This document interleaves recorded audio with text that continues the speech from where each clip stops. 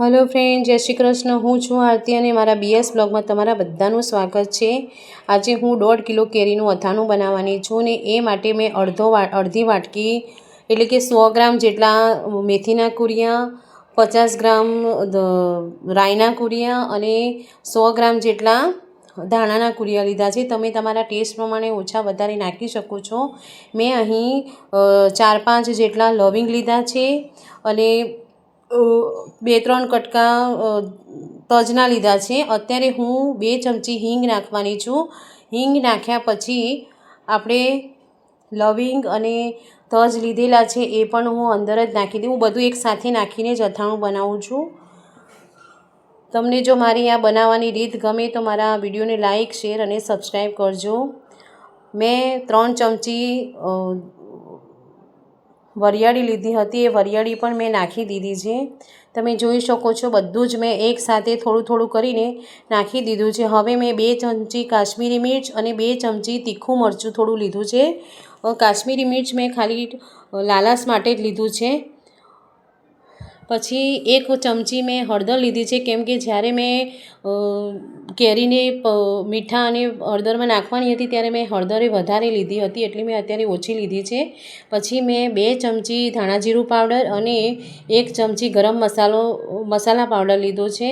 હવે હું 2 ચમચી જેવું મીઠું નાખું છું, કેમ કે જ્યારે મેં કેરીને મીઠાવાળી કરી ત્યારે મીઠું થોડું વધારે નાખ્યું હતું, એટલે અત્યારે હું ઓછું લઉં છું।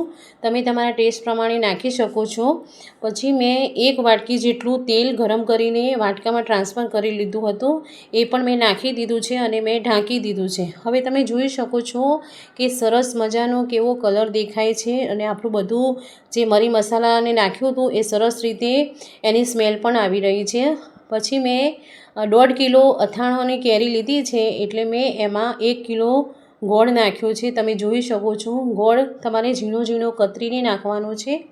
ગોળ નાખ્યા પછી મેં જે કેરી લીધી હતી, જે મેં થોડીવાર આખો દિવસ થોડી સુકાવા દીધી છે અને પછી મેં અથાણામાં જે આપણું રેડીમેડ મસાલો કર્યો છે એમાં મેં બધું નાખી દીધું છે। તમે જોઈ શકો છો કેવું સરસ દેખાય છે, મસ્ત।